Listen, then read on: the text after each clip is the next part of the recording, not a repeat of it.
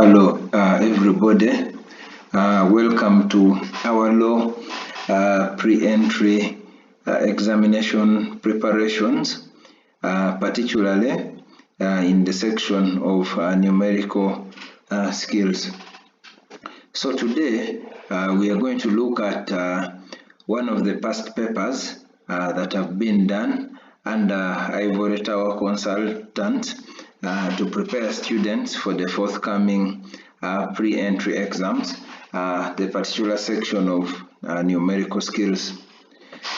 Now, as we have been emphasizing throughout all our discussions and trainings, the numerical section is one of the most rewarding sections in the pre-entry exams, which is worth 40 marks, but the 40 marks come worth 20 marks, I beg your pardon, which emanate from 10 questions, meaning that you have a reward of 2 marks for each question.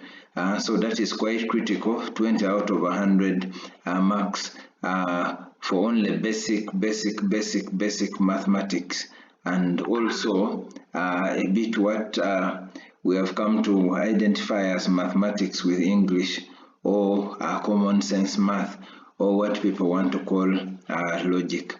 So it is extremely important for you to manage your time well, be as calm as possible, and eventually you can stand a very big chance.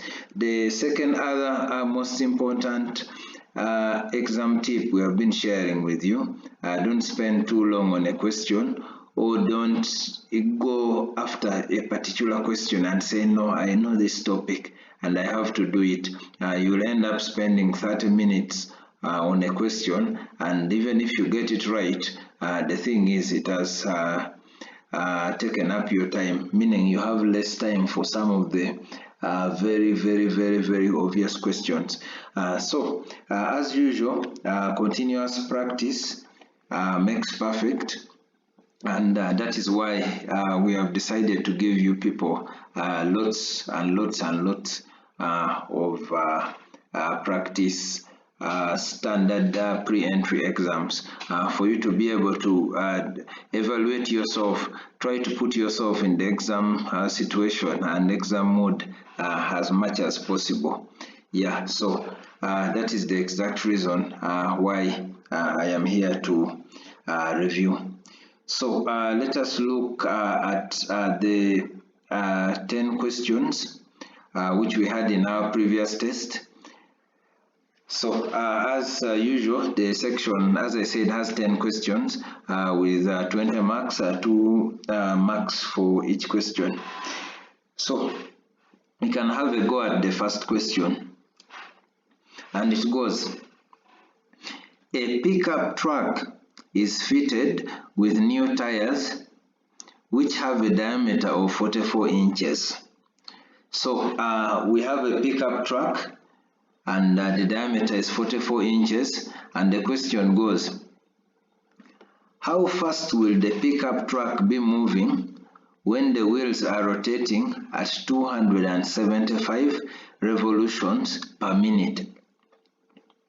Express the answer in miles per hour rounded to the nearest whole number. We could read that a second time. A pickup truck is fitted with new tires. Once again, it doesn't matter whether the tires are new or old, but it is fitted with tires which have a diameter of 44 inches. So the measure of distance here is inches, but they're asking us to express the speed in miles per hour, and also the revolutions per minute.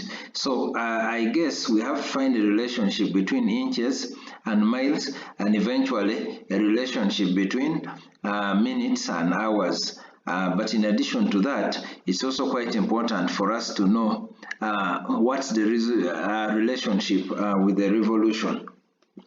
What is the relationship with a revolution? And so we go. Here is our solution. Of course, in the end, you're only expected to provide an answer. at least an answer for which one of the 5 objective answers is correct. So other than spending too long, you don't have to give very detailed working, but rather to guide yourself as much as possible. So as I'm doing this question, the first thing I have to know is I will have to calculate the circumference.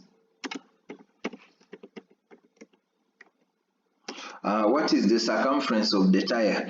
We have been given the size of the wheel, and we know from elementary school that circumference is given by the formula of pi d. So there we are, circumference is equal to pi d, and in which case, of course, d is the diameter and pi is a constant. So we can take the constant of pi as 22 over 7. There is our value of pi, or 3.142. Nobody is going to mark you down for taking a different choice. The answer should be in the same range though. So the circumference will be 22 over 7 times 44 inches. First we are working in inches. So when we get the circumference in inches, then we're able to know how much distance we cover in each revolution there.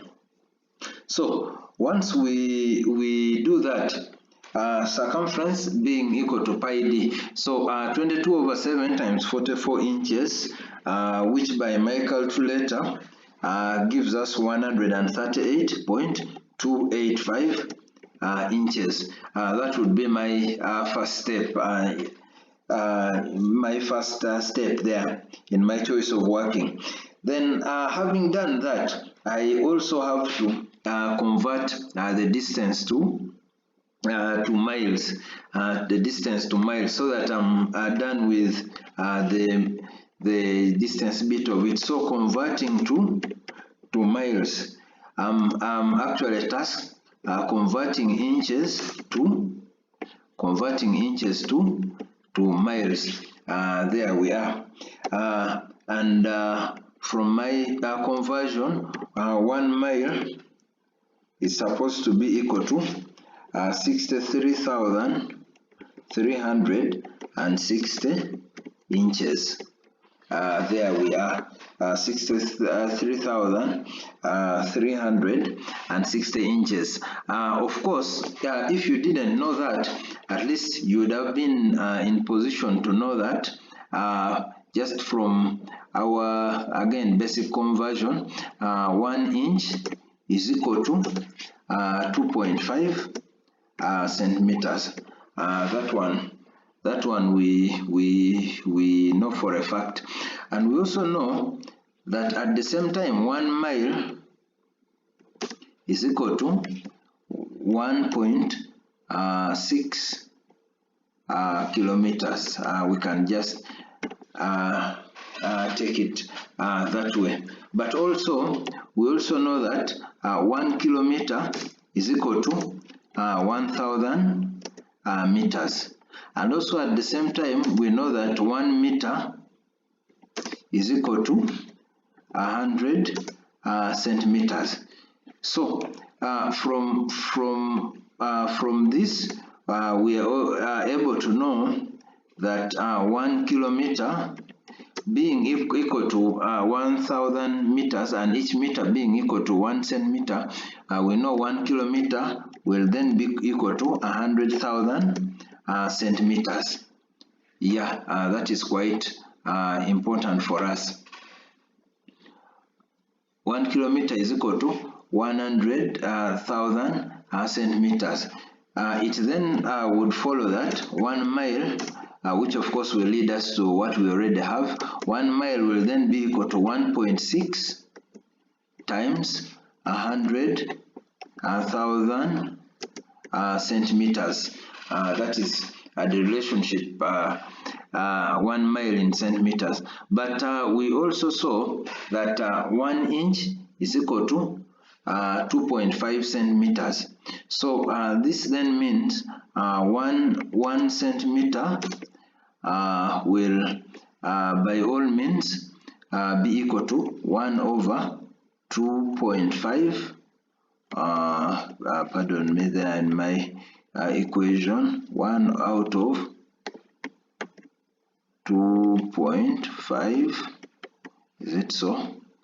1 out of 2.5 inches. There we are. So it then means now 1 mile will then be equal to 1.6.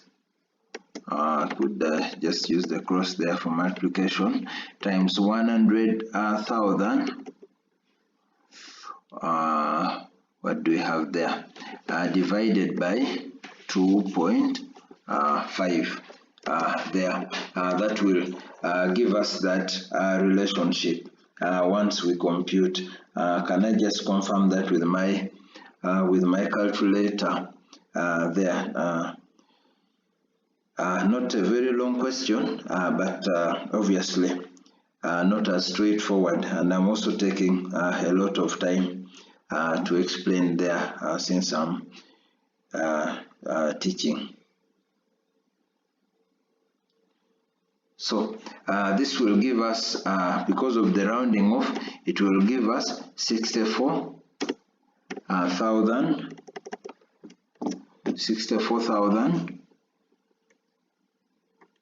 inches, okay, which again is close to 63,360. Please note that if somebody uses 63,360 and another one uses 64,000, they are all likely to end with answers that can be approximated to the same. So having said that, I will go back to our previous equation. I was just explaining to you how that comes. Surely you are not expected to know that in your head, but be able to derive it. So having done that, of course I use the simplest. For example, 1 mile is 1.602 kilometers, and 1 inch is to about 2.54 centimeters, but we are going the simple way. So having done that, we then have the equation that 1 inch shall by all means be equal to 1 over 63,360 miles.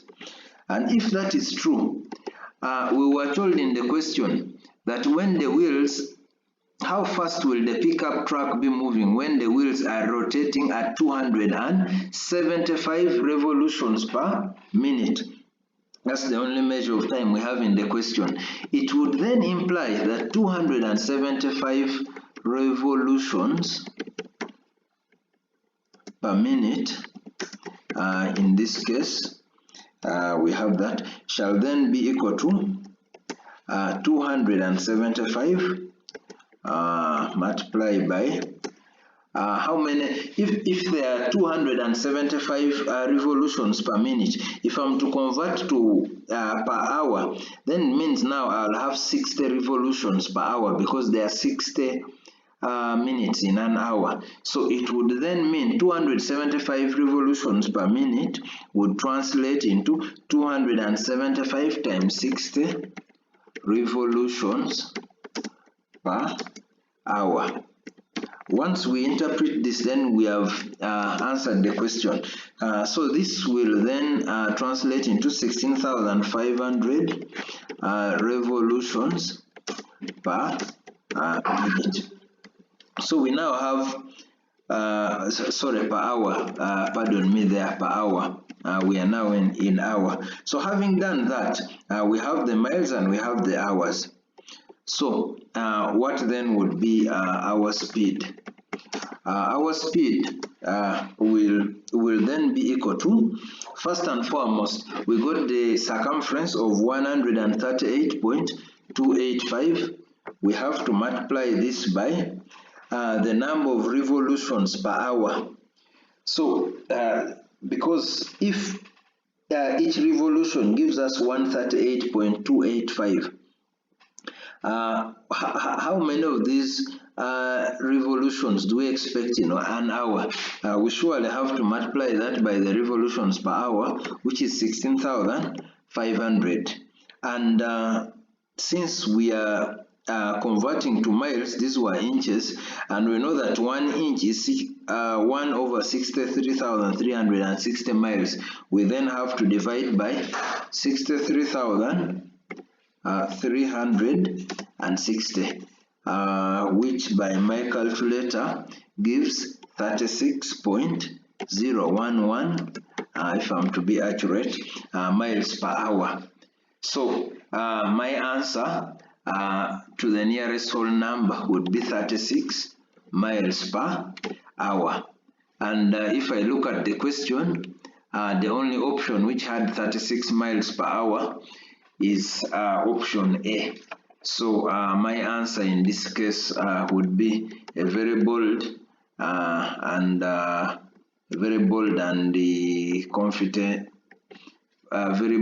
confident, letter A there as my very final answer. So I'll go for option A. Please note that if a candidate had decided to use 64,000 inches as being the equivalent of 1 mile, there's no way the student would fail. For example, you can see the gaps in the answer. Probably you'll have to end with an answer like maybe 37 or 34. So there's no way you'd land on 31 or 29. So it's just needed the student to be able to convert, see the relationship between those metric units. So as we shall look at all other examples, you may notice that number 1 has been a tougher question than the rest of the questions. But again, this is what we prepare our students for. Each time you walk into an exam paper, it is not the role of the examiner to arrange for you the questions in order of simplicity, but it is up to you as a student. Identify which question you can do in the shortest time possible, which question you can prioritize, which question can boost your morale, which question can make you feel like you are going to sail through this paper and actually excel through it. So no examiner is expected to arrange for you these questions. For example,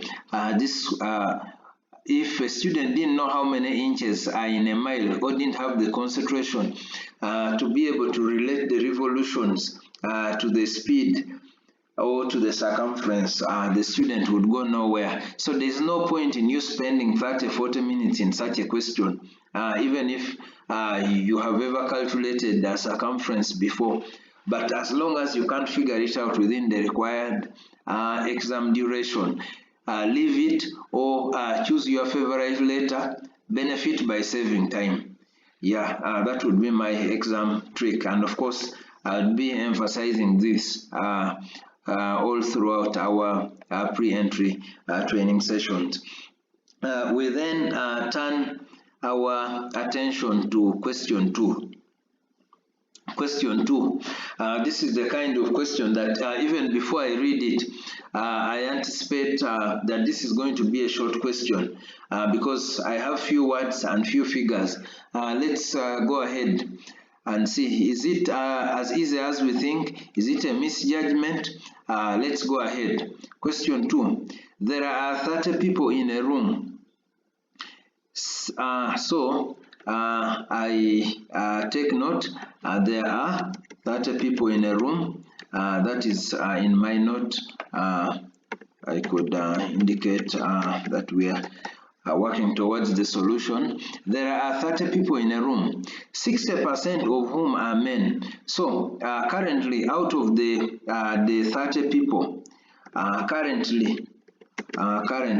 of course, as you do many of these questions, you realize it is important for you to break them down into simple pieces. 60% are men. So we are talking of 60% of 30 people.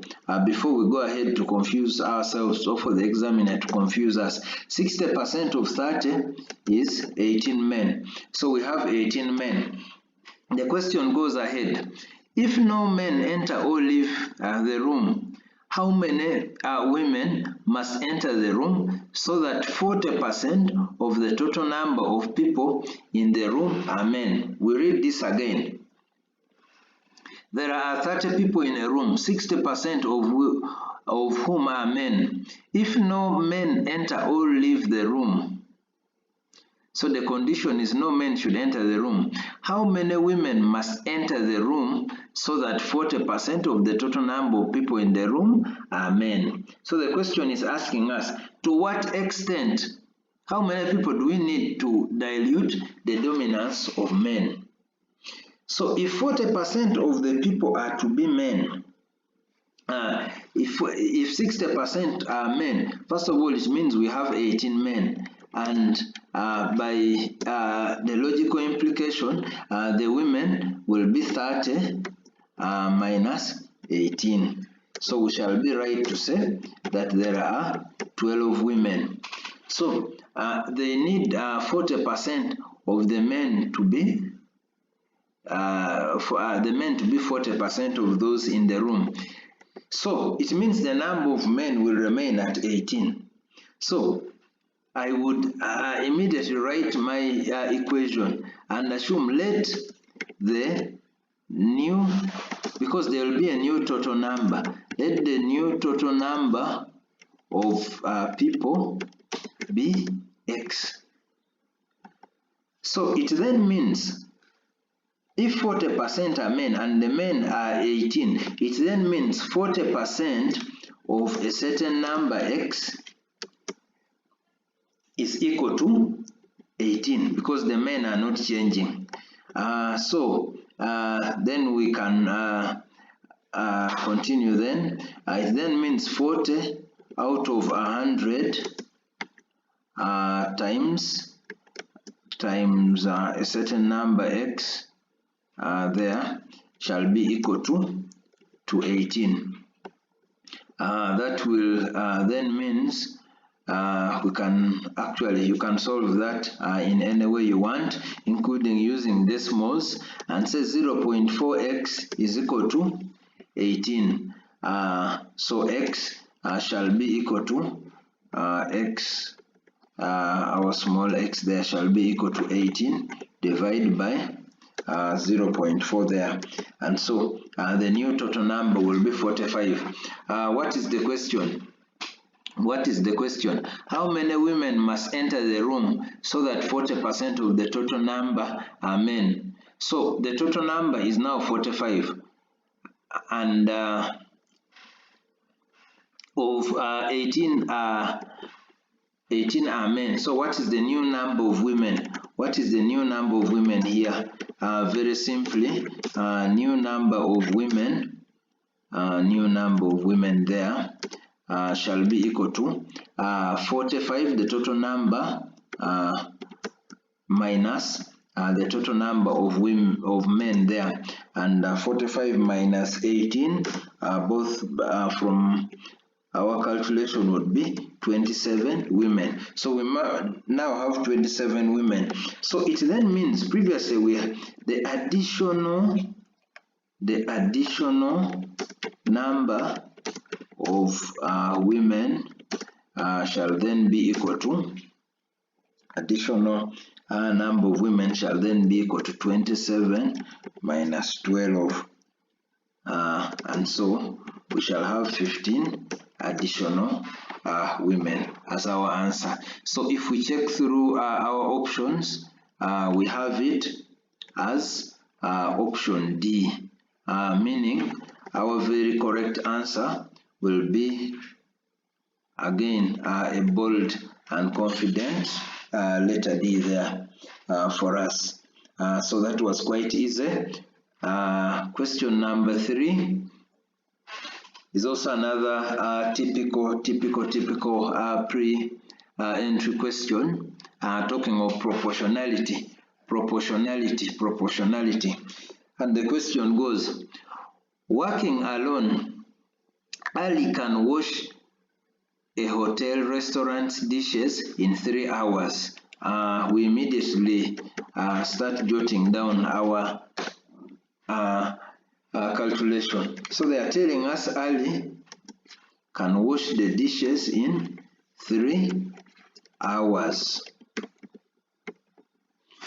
So if as usual, I discourage reading the whole question together. So Ali can wash dishes in 3 hours. So if Ali can wash all the dishes in 3 hours, what is the implication? In 1 hour, as always, strive to find if it is 3 days, what can he do in 1 day? If Ali can wash the dishes in 3 hours, what fraction of the whole job does he do in 1 hour? So in 1 hour, if Ali can do the entire job in 3 hours, surely in 1 hour, Ali will do only 1/3 of the entire job. So in 1 hour, Ali will do 1/3 of the entire job. That is very worth noting, could extremely simplify our calculation. We continue reading. Ahmed can do the same job in 6 hours. Same logic. So we are now talking of Ahmed. For him, he can do the job in 6 hours. So he takes a longer time than Ali. So even then, in 1 hour, what fraction will Ahmed do? Ahmed will do 1 out of 6 of entire job. Allow me to include here Ali.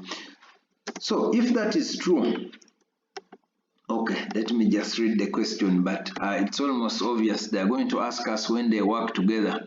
If they work together, how long would it take to complete the task? Very simple question, a question of only 2 figures. We are dealing with 1/3 and 1 out of 6. So what will follow? What will follow in our calculation? So in our calculation, we want to know what will happen in 1 hour. Together, what do they do in 1 hour? The same old trick. In 1 hour, Ali and Ahmed will wash. What fraction will they wash? If each of them can do 1/3, surely, we shall, in 1 hour, we shall expect to do the fraction of Ali plus the fraction of Ahmed. So of course, for Ali is 1 out of 6, that is for Ali is 1 out of 3, so we have 1 out of 3 plus 1 out of 6. Then we can add this. Do not task yourself whether to use LCM or what. If you can use your calculator competently, be able to know that 1/3 plus 1 out of 6, your calculator will give you 1 out of 2.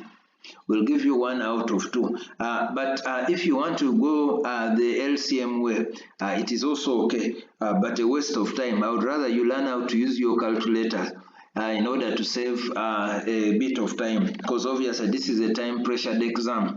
This is a time pressured exam by all means. So if you use the LCM approach, we have 1/3.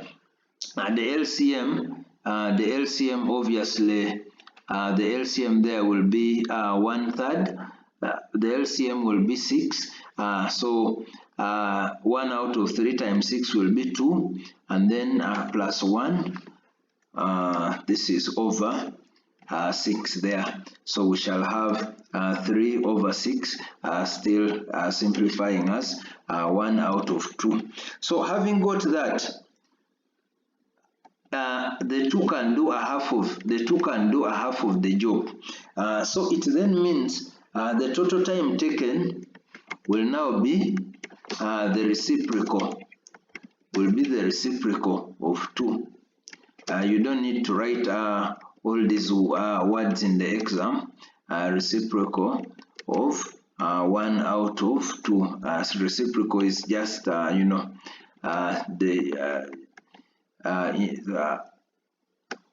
writing the fraction beginning with the numerator and ending with the denominator, which is 2 out of 1. I mean, beginning with the denominator and ending with numerator, which is 2 out of 1, which is obviously 2. Because from these 3 hours, we were taking the reciprocal. So having found the total fraction that the two of them do as a half, we can then take the reciprocal. So the correct answer is, once again, very confident, 2 hours, which is one of our options there. And so we shall end with letter C. We shall end with, once again, a bold and confident letter C there for us. So let's move on to the next question. Another very simple, typical pre-entry question here for us. Once again, very few figures. The examiner is testing your logic.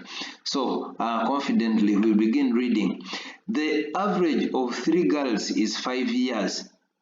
So as soon as I see average, before even I go to the next sentence to confuse me, I know that average is equal to total over number.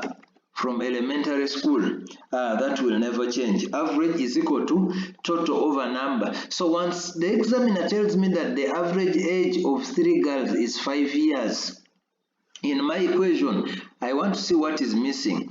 And also, if I know that average is equal to total over number, by cross multiplication, I know that total is equal to average times number. So I can move the way I want. I can get any total, I can get the average, you know, but most likely they will not ask you to find the average, but they will ask you to find the total, which is from the average. So the average age of 3 girls is 5 years. What is important about that? What is important about that is that we need to find the total. Before we go ahead to confuse ourselves, what is the total? What is the total?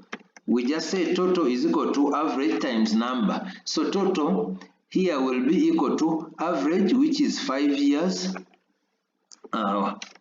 multiplied by number. The number is 3. So 5 times 3 is very simply 15. So we have the initial total. So we can go ahead to read the question because we don't want to have so many things we cannot interpret. This applies to the exam. When you're in the exam room, we go ahead. If a boy joins the group, then the average age of these 4 children is 6. So again, we have a new boy joining the group. We once again have average and the number. So what is the new total? What is the new total? What is the new total? Before we read the question, you'll find we shall just be reaping our answers. New total will be the new average, which is 6 times. A new boy has joined the group, so now we have 4 members, and so the total is 24. We can now read the question. What is the boy's age? Of course, the boy's age is the difference between the new totals, because that is all that has changed. So we can confidently say, again, I'm teaching, you don't need to write all these words. Boy's age will be equal to new total. You can even just subtract. Nobody wants to see you working, but as I said, I'm teaching.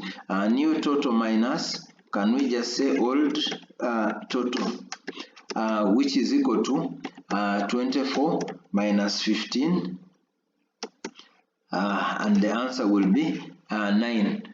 So the boy's age is 9, which is a very bold and confident letter, very bold and confident letter A for us there.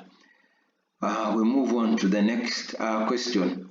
Feel free to watch this video as many times as possible in case there is a concept you didn't understand, it is quite important for us to understand these concepts. Sometimes I normally tell my students that sometimes students think so hard, but while thinking so hard, they end up doing the wrong thing. So feel free to watch it as much as possible, or subscribe to our YouTube channel. You can get the latest numerical skills videos, especially in relation to the pre-entry exams. Feel free to click the icon below this video, click subscribe, and then you can be able to get our latest videos, especially in the area of pre-entry and particularly numerical skills section. So question 5 goes, again, we need to be as calm as possible. Very short question. We need to maintain our calmness because we can't afford to fail the short questions. Of course, we also don't like to fail the worded questions. And it goes, if 5 elephants can eat 200 peanuts in 8 minutes. So as soon as I see this, I know the examiner is asking me to proportionality. It's asking me to proportionality. And there's no way I'm going to fail such a question on proportionality. We go ahead. So they're telling us 5 elephants can eat 200 peanuts in 8 minutes. So we jot down our solutions there. Solution very quite easily. So if 5 elephants can eat 200 peanuts in 8 minutes, what is the big deal? The big deal is the examiner is trying to confuse us by bringing 3 parameters. He's talking of elephants, he's talking of peanuts, and is talking about time. He's talking about time. So what do we do now? Let's first deal with 1 elephant. Again, before I read the question, I need to simplify the question for myself so that I don't think so hard and waste time and end up losing time for the rest of the paper. So 1 elephant, in this case, 1 elephant can eat. If 5 elephants can eat 200 peanuts in 8 minutes, how many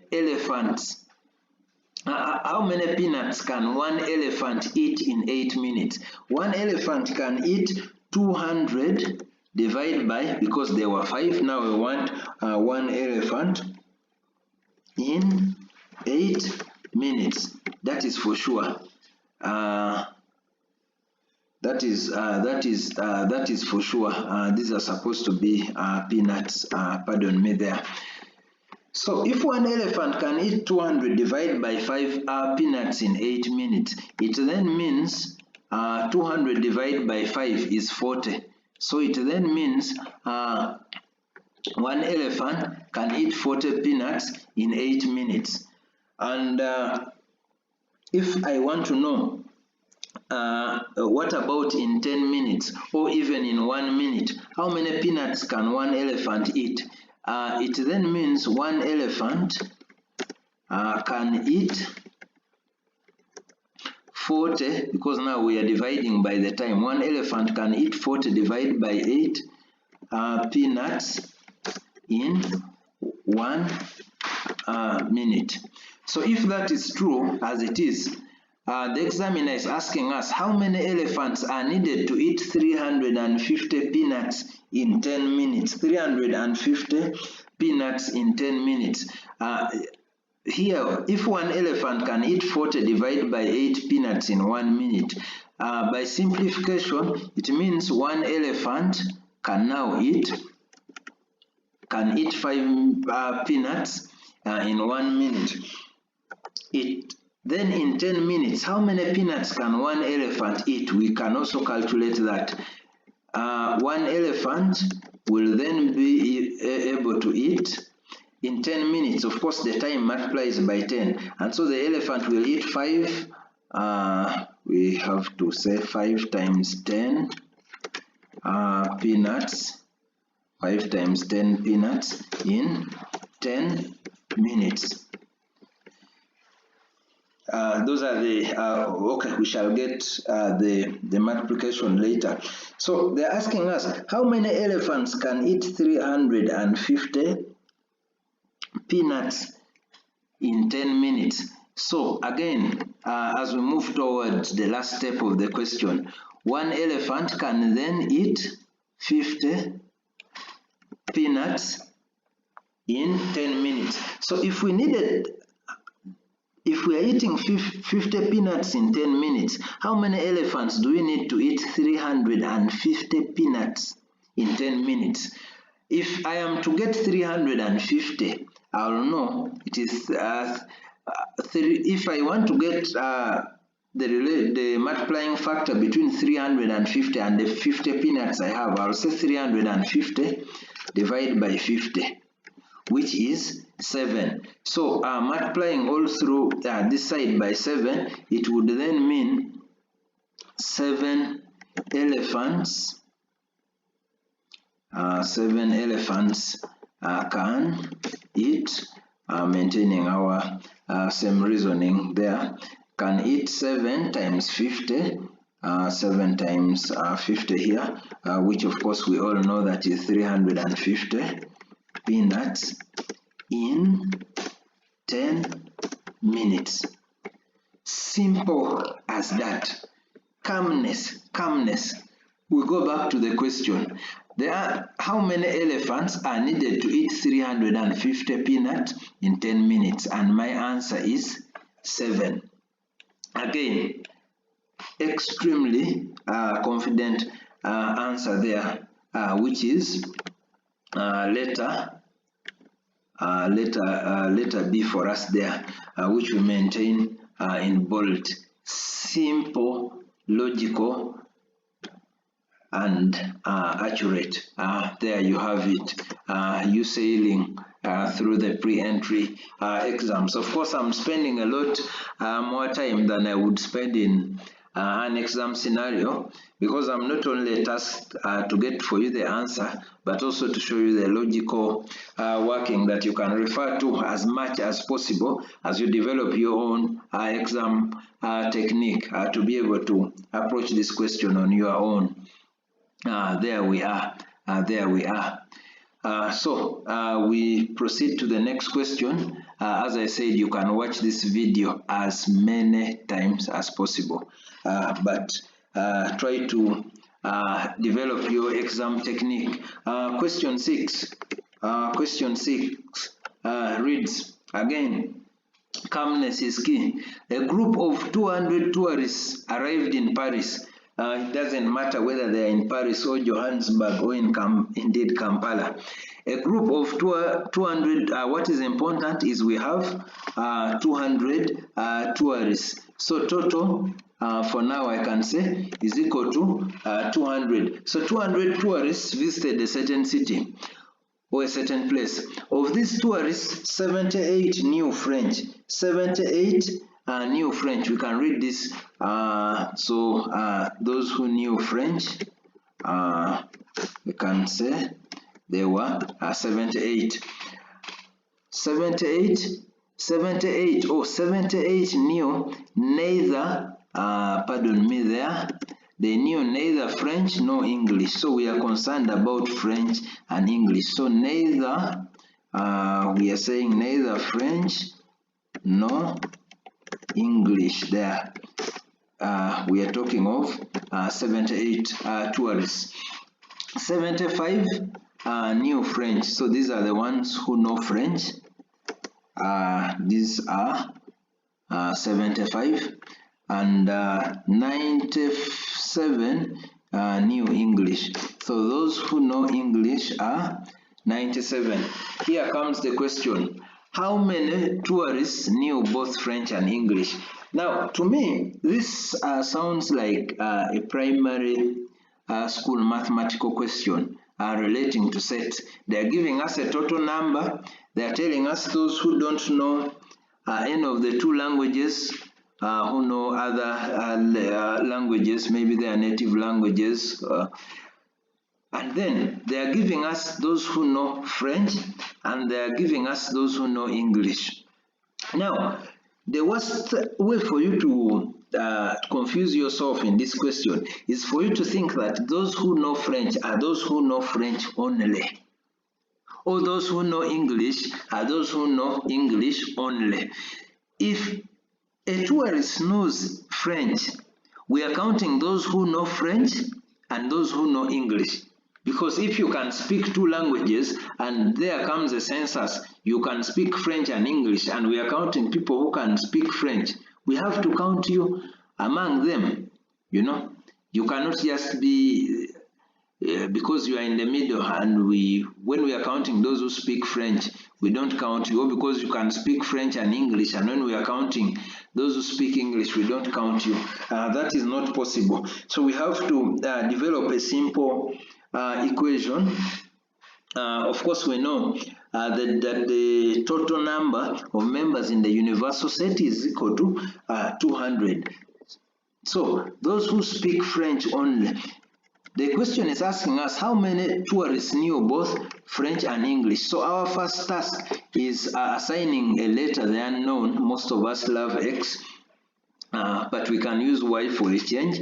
Let those who speak both languages be Y. I said Y. So we are developing an equation. So if those who speak both languages are Y, then those who speak each language, like French only, shall be those who speak French minus Y. And in a similar mode of reasoning, those who speak English only shall be equal to 97 minus Y. And those, of course, who speak both shall be equal to Y. So we can develop our equation. So when we add those who speak French only to those who speak English only to those who speak both to those who speak neither shall be equal to 200. So in this case, we shall say 200 is equal to those who speak neither, 78, plus those who speak French only, which according to our choice is and which is 75 minus Y, plus those who speak English only, which has come to be 97 minus Y, plus those who speak both, that is plus Y, shall, those are equal to 200. So if we simplify our equation and collect like terms, I wonder how much detail of the working I have to give, but we can try to go. 200 shall be equal to 78 plus 75, as we open brackets there, minus Y, plus 97 minus Y, 97 minus Y there, plus Y. So the last two Y's can cancel out.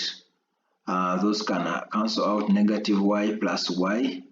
Once they cancel out, then the next equation will be 200 is equal to 78 plus 75 minus Y plus 97. Once we simplify this, we shall have 200 is equal to the three figures there add up to 250 minus Y, for which Y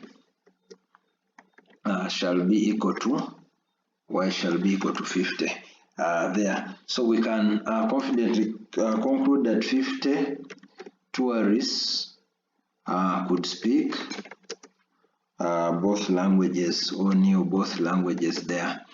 And then we look for 50 among our options, which surely is there, and then our answer will be C. Our answer will be letter C there. So we can move to the next question, which is question 7, as we move towards the end. Question 7 is also an interesting one, which requires your calmness and your logical reasoning. Sammy lights up a candle every 10 minutes. So Sammy is in the habit of lighting up a candle every 10 minutes. Every 10 minutes, Sammy lights up a candle. Every candle burns for exactly 40 minutes. How many? You can see that the question is coming. But we could give ourselves a sketch. We could give ourselves the sketch. So if he lights up a candle every 10 minutes, assuming he starts, we have to assume that, he starts, unless we are told otherwise. I'm not sure Sam is he or she, but you can say assuming he starts from, at least I've seen people called Sammy, who are men, but there could also be ladies. So assuming he starts from the 0th minute, what is our sketch first of all? If Sammy lights up a candle every 10 minutes and the candle burns for 40 minutes, so can we say the first candle will light for 40 minutes, so from 0 to 40 minutes. Then his second candle will be exactly 10 minutes after, and so this will burn from 10 to 50 minutes there. For that 40 minute span, 40 minutes there. What will be the third candle? The third candle for Sammy will be from 20 to 60 minutes. Maybe we can do a fourth and get to the details of the question. The fourth candle will start 10 minutes after the previous one, and will also go 10 minutes after the end of the previous one. So that will last from 30 to, allow me to use 70 minutes, even though it is more than 1 hour. So what is our question? How many candles are burning exactly 55 minutes after Sammy lit up the first candle? So after 55 minutes after Sammy lit up the first candle, how do we proceed? Maybe we could do another 3, and then we see what would happen to the fifth candle. The fifth candle will burn from 40 to 80. So the idea of this, we have to see all the candles that are lit up to the 55th minute, or in a minute after the 55th minute, because both the starting candles and those that are lighting, that are about to burn off or that haven't yet burnt off, will be there. So sixth candle, we are still sixth candle will go from 50 minutes, which is still less than 55 minutes, to 90 minutes there.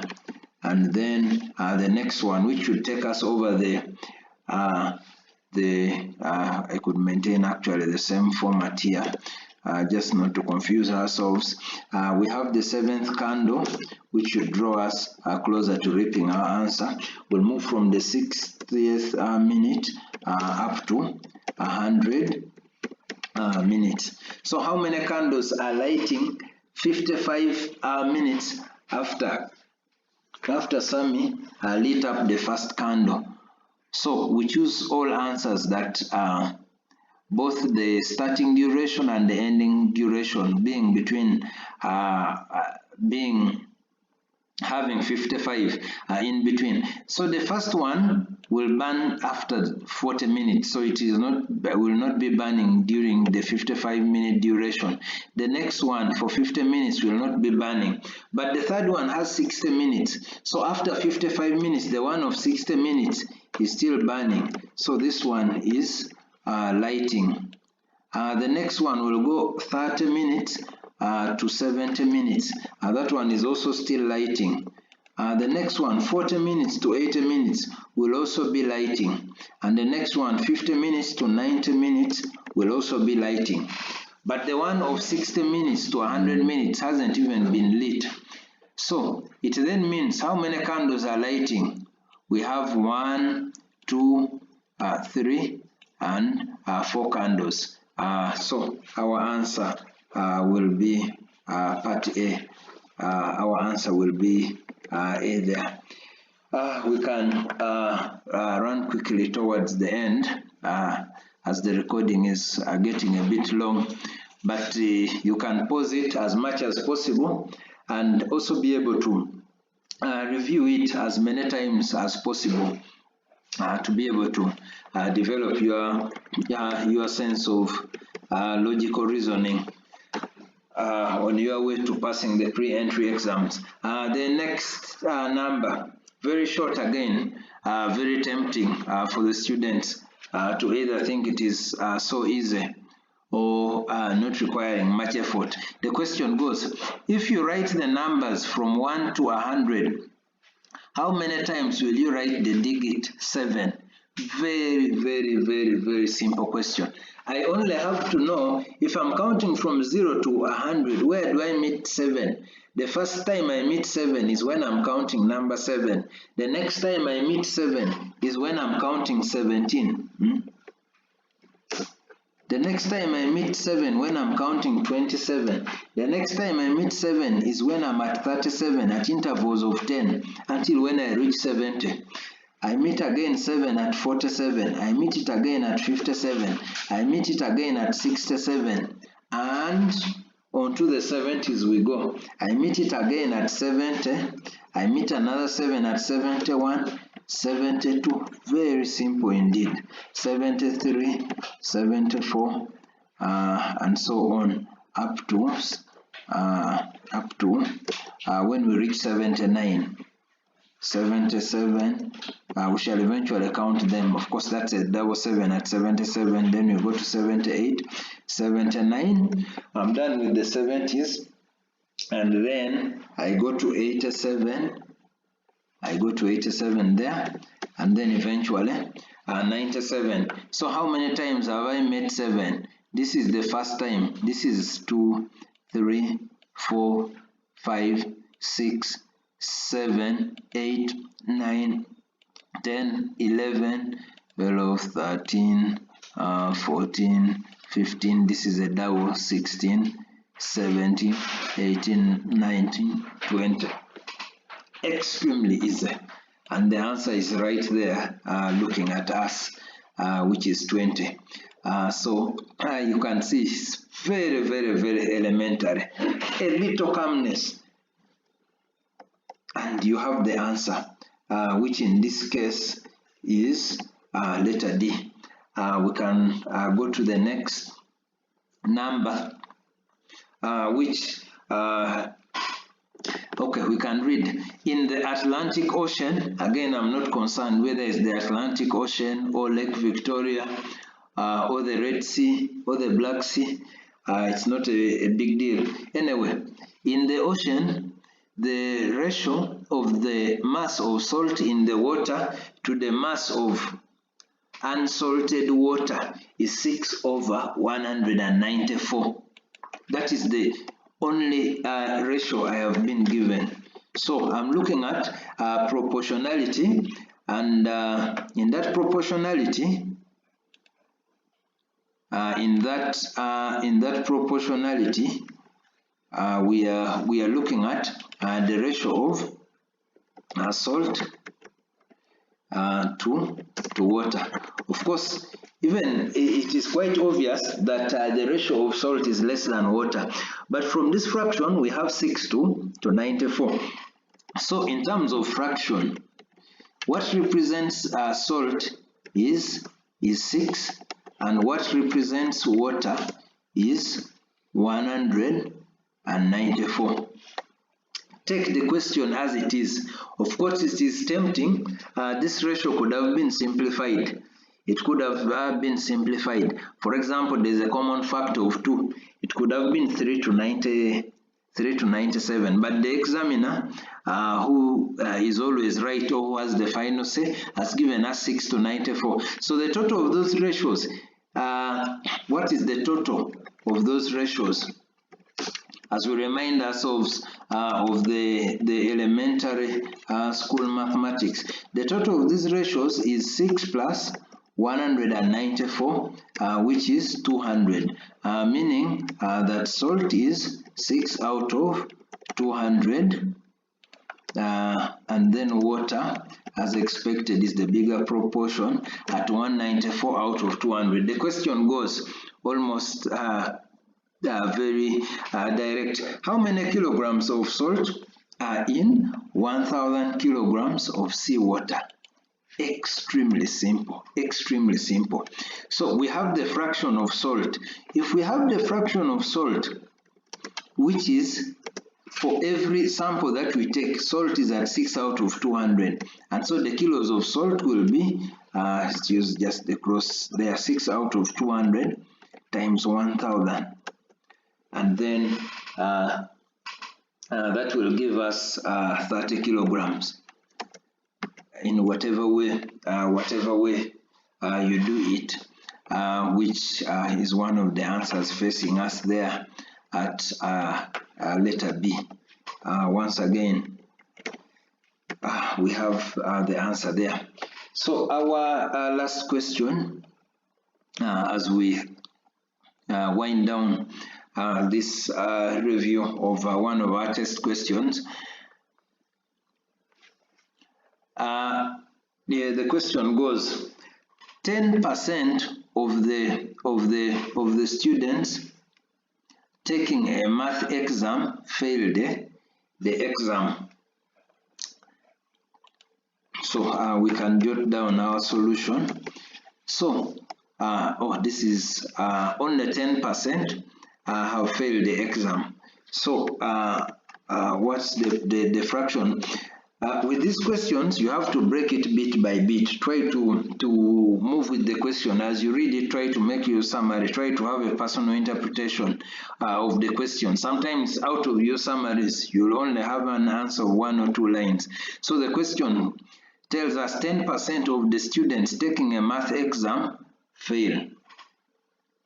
So we have 10% of those taking a math exam fail.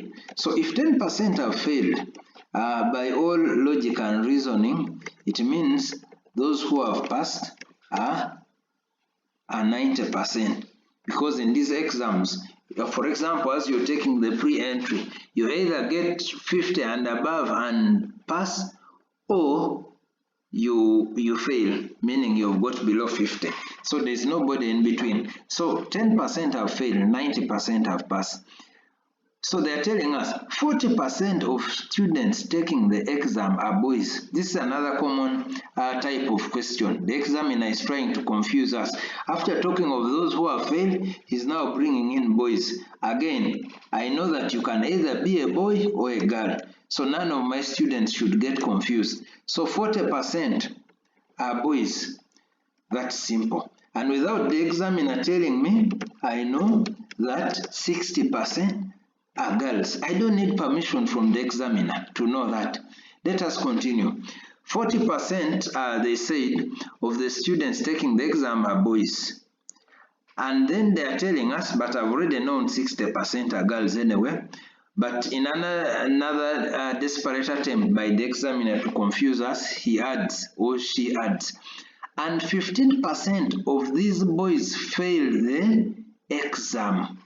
15% of the boys fail the exam. So probably I could put this line 15. Now, the the percentage of boys who fail has no bearing on the percentage of girls who fail. 15% of the boys failed the exam. 20 girls failed the exam. So for girls, they have given us the number. So 20 girls fail the exam. You just need a little calmness for us to understand this. You could also opt to pause the recording. Try to make your personal interpretation because the question is done. We have all the answers facing us. It is either a simple multiplication or a few basic mathematical operations, as we don't usually expect to exceed the body mass operations in any of our pre-entry questions. It's always testing for logic. So the question has told us 20 girls have failed the exam. So it is up to us. If we want to know how many students sat the exam, we have a hint. The only time we have been given the number is the 20 girls who failed. So what is important for us is for us to be able to know the percentage, of girls who fail. Then we shall say such and such a percentage of a certain number X or Y or Z is equal to 20, and then we shall reap the answer. The question is done. So if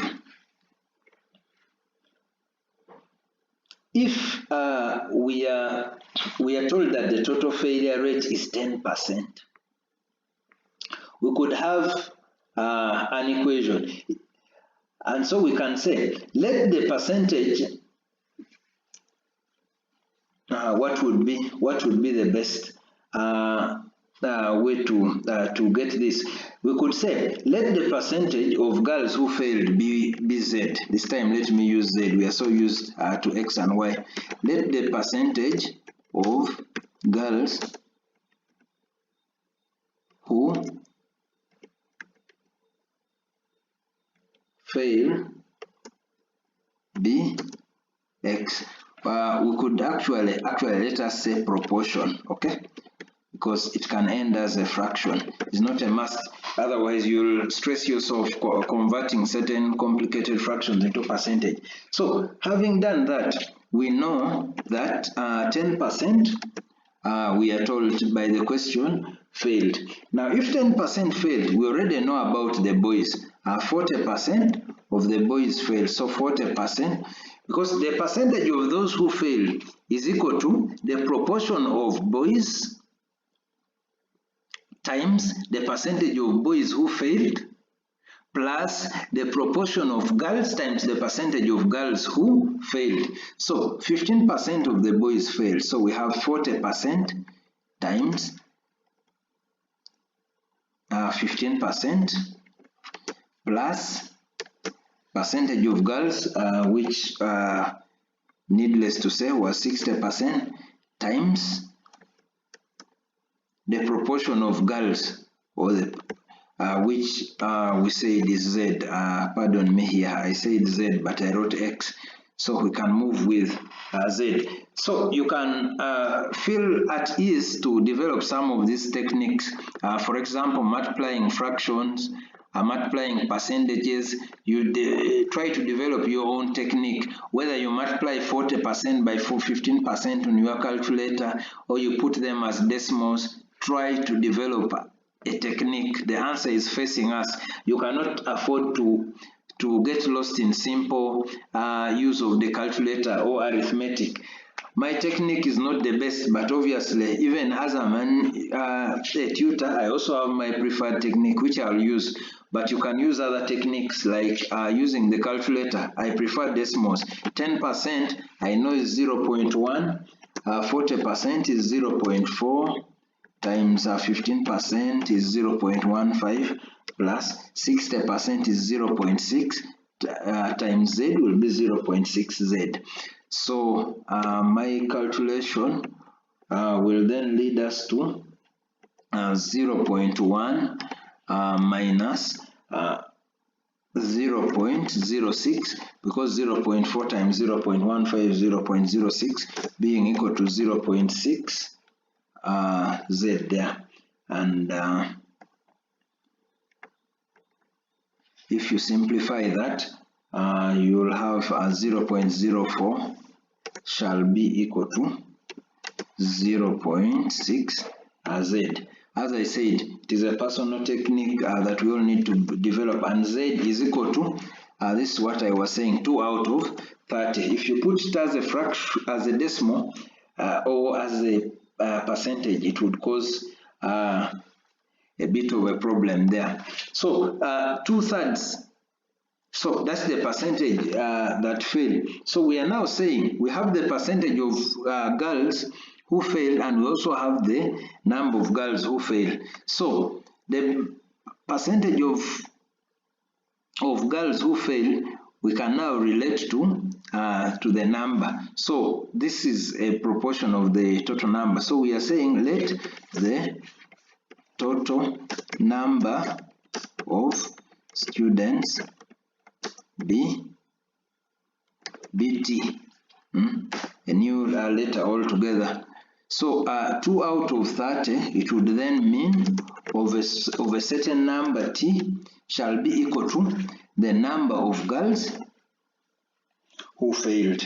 And by very simple mathematical operation, you have 2T out of 30 shall be equal to 20.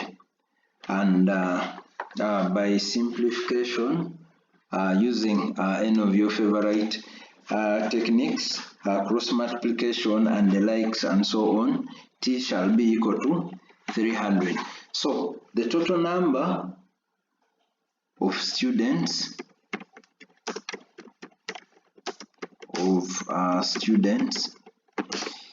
is equal to 300.